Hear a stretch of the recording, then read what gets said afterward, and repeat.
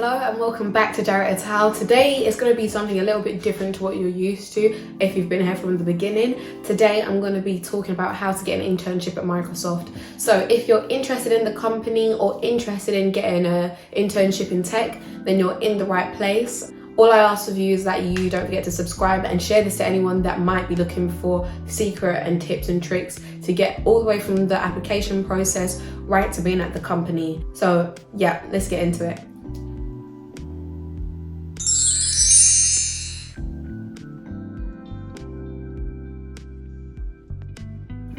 Okay, so let's start from the beginning. So obviously the first thing that you're going to do is you're going to apply online. A lot of people sort of think like, wow, this is like, how did you even get into that? But it's actually an application process online. Microsoft's procedure is that you submit your CV. They don't ask you to do a cover letter, but you just submit your CV and then you hear back whether you'll progress to the next stage or not.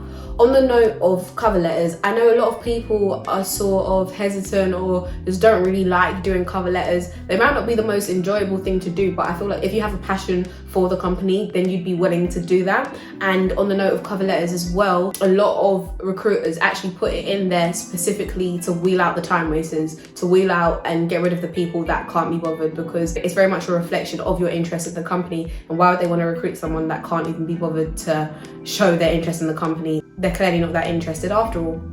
Also on that note, this tactic of like getting rid of the time wasters is very popular amongst recruitment processes in a lot of companies that have sort of a good pay or just good companies to work for. For example, one of the companies I've actually worked for before, as a part of the application process, you have to make like 5 short videos, like 2-minute long videos of yourself answering questions related to the job, and then you have to send those in. This is before you've got to like the interview process. This is literally after the CV stage, and you have to make these videos and send them in.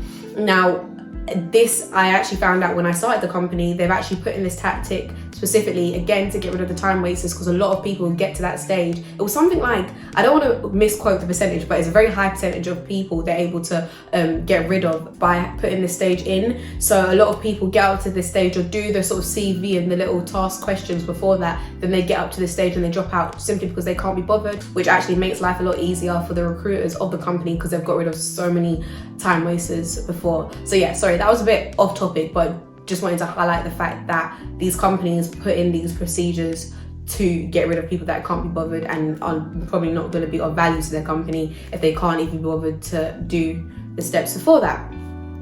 Anyways, on the same note of CVs, I think it's also important to put your relevant experience at the top. So for example, on my CV, I know that I've had a lot of experience in sort of selling, technology sales, and obviously I was applying for a technology sales role with Microsoft, so I prioritized that at the top of my CV, and then went on to the less relevant experience. Like I've tutored, I've done sort of a lot of stuff with education, but that wasn't relevant to the role that I was applying for. You have to think that these recruiters are real people. I know a lot of other companies sort of, to streamline the process, the CVs sort of go through some sort of electronic recruitment thing, which somehow works out that before they've even needed to get the humans involved, they've already like got rid of so many, because I think they sort of looks for keywords or whatever. I'm not sure of the exact sort of like science or whatever behind it, but I know a lot of companies sort of use a lot of like machines to just get rid of a lot of CVs.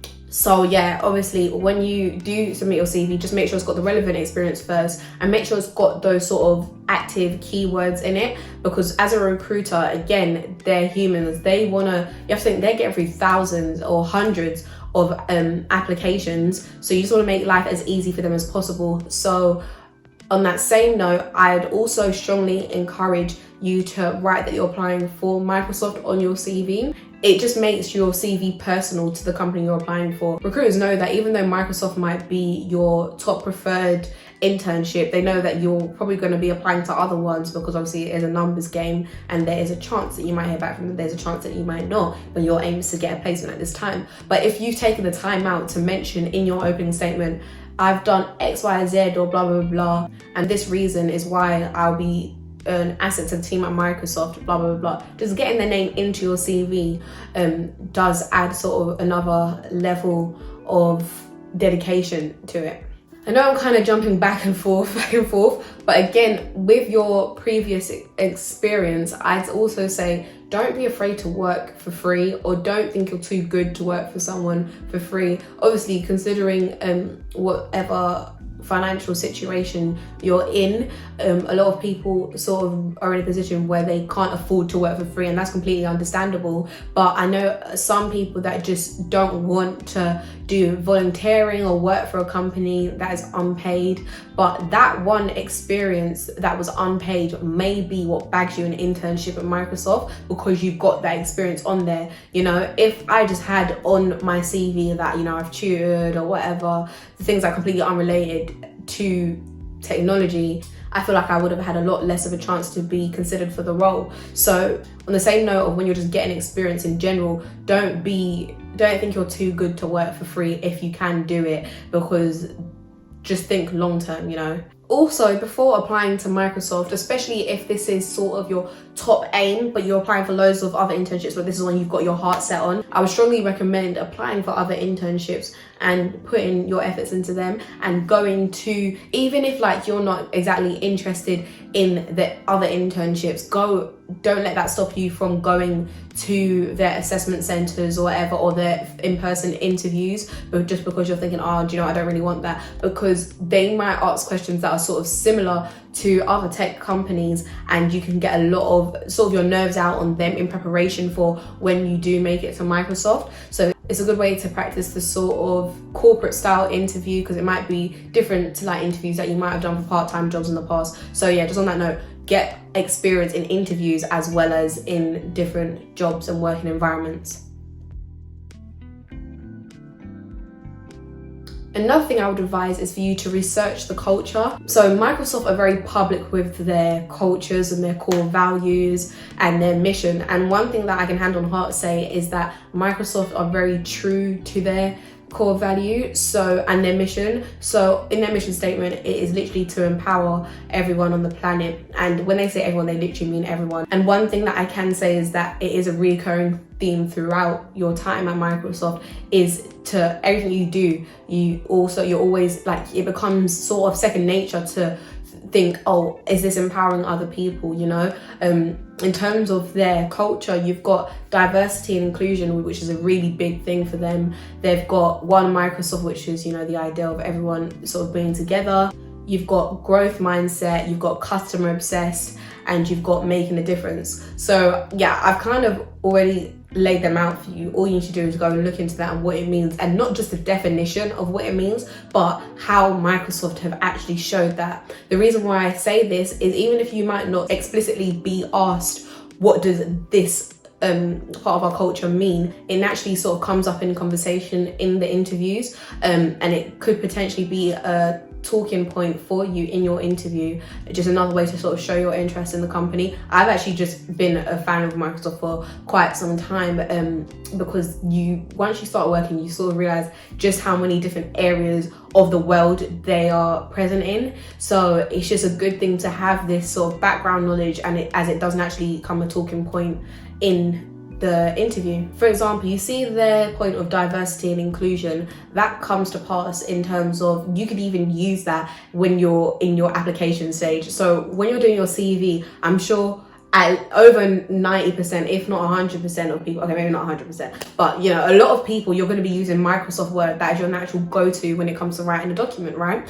In Microsoft Word, you actually have an accessibility checker, which just allows the software to proofread your document to make sure that it's suitable for someone that may sort of be visually impaired or something like that. And you don't know, your recruiter might have those sort of difficulties, and you've just been inclusive and you're already demonstrating Microsoft's core values by showcasing that in your application process. And I'm not saying right at the top of your CV, I have used the accessibility checker, but already you start to adopt that sort of mindset and that sort of attitude, and this will be very telling whether you are suited to a role at Microsoft.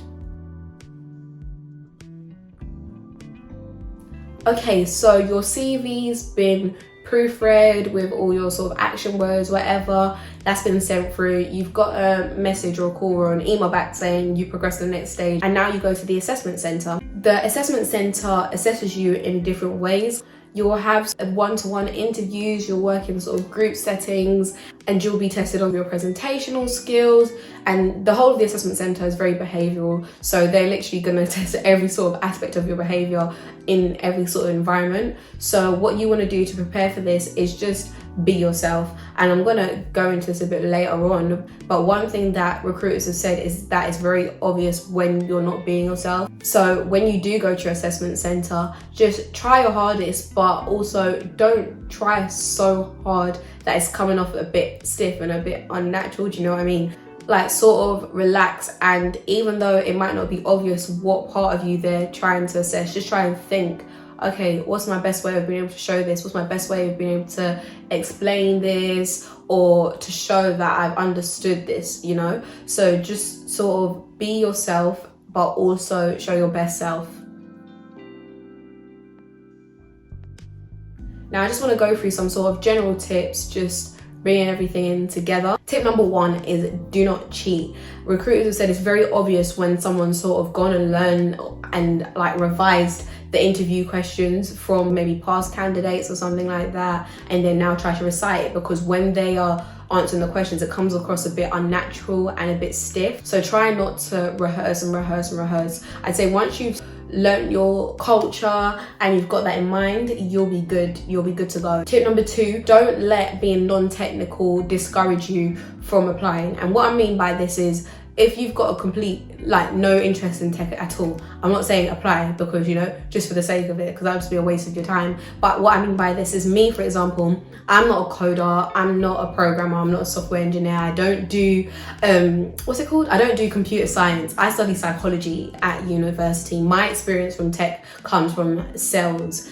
I don't have the same technical background as a lot of the other interns. However, I'm still able to showcase that I'm suited to the role and that I'll still be able to perform well in the role and add value to the company. So yeah, if you're maybe doubting yourself thinking, but there's other people that do this and they do that degree, don't let that discourage you. If you do have a genuine interest, I'm sure it will be able to come across, and just focus on making that come across rather than sort of crying about the fact that you're not doing that degree. You can still get it. Another thing which I think is a really good idea is to research what's going on in the company, so the latest news. If you literally just search Microsoft and hit your news tab, there's always something. Microsoft's a very relevant company. Even though they're one of the oldest tech companies, they're still very present and they're still going to keep growing in the future. What this means is that, for example, let's take the current climate that we're in. Microsoft actually helped with the deployment of Teams, which is their communication channel. They helped with it a lot in schools, helping them switch to online learning, remote learning, and also the adoption of Teams in hospitals, as they found that this is one of the most safest ways to help keep doctors and nurses in communication with each other, because Teams is a very secure platform that allows them to speak about patients, and it just helps streamline a lot of the things, as obviously there was an increase in patients coming into the hospital. They needed to have a very reliable and secure form of communication. This is something that you might not know if you haven't researched it, but it does come up in the news, so just stay aware of the news. I don't think I went out of my way to find the latest news, because I have updates already coming on for what's going on in tech industry. So there's this thing called the BET event, which is within the education side of Microsoft, and I was very interested to maybe speak at this event or participate in it. So this was naturally a talking point for me in my interview, because I wanted to be able to assess the likelihood of me being able to get involved with it. On that same note of interview conversation, another thing that I would advise is to ask questions that are relevant to the role that you've applied for and also the company, so Microsoft. But what I mean by this is, I had read the job description and I knew the exact job that I was applying for. Don't go in not knowing what you apply for. That's a really bad look. I knew exactly what I wanted, and I was just intrigued to, obviously on the job description, it's not a brief, it's quite an extensive job description, but I wanted to know how other people have done well in the job before and what they want to see from me for me to be able to excel in the role. In terms of company questions, it might sort of be where you come into this and how you can help contribute a positive change to the company, and what they would advise is the best way for you to be able to help out. So I guess sort of what I'm saying is, be natural. Don't overthink it too much. Don't try and think, Do you know what I mean? Don't obviously you have your blinkers on because you have a goal, and that goal is to get the internship, but try to also relax and just, it becomes quite conversational. Everyone at Microsoft is really nice, so it does naturally become quite conversational, and don't be afraid to ask your questions. I can imagine it's probably quite nice as a recruiter. You don't want someone that's sort of a bit stiff and just, you know what I mean? Like, just be natural and just ask whatever sort of questions come up. So also, I know a lot of the interviews that are taking place are happening virtually. I don't know if you'll actually go to the assessment centre, but if you do have a virtual interview, whether that sort of be the phone call interview or whatever, make sure you still sort of have the workplace etiquette and professionalism. And what I mean by this is, just because you're at home, don't think that you can just come on with your pajamas, you know. Be very particular about how you present yourself. Have a clear background, don't have a noisy background, turn your camera on. It's quite funny actually, because operating in a non-traditional work environment, but it's now become standard, you know. Have your camera on, have that conversation, try and make it as realistic as you can. Don't shy away from turning your camera on because, you know, you might be camera shy or whatever. This is a once in a lifetime opportunity, so just make sure you do your best to present yourself right. So yeah, I hope that helped at least one person in being able to get an interview and get the internship at Microsoft. If it did, that's great. If it didn't, thank you for watching. Also, I just like to say subscribe, because I'm going to be releasing a lot more videos alongside technology and what it's like to work at Microsoft. So that's all going to be displayed on the channel very soon. On a final note, just remember, Microsoft's been around for a long time, so they're not something new. Even though it's a new experience to you, they've had a past, they're working on their present, and you want to be a part of their future. So just do all that you can to make sure that you've presented yourself in the best way possible now to ensure that you can be a part of the company's future. Okay guys, thank you for watching. See ya!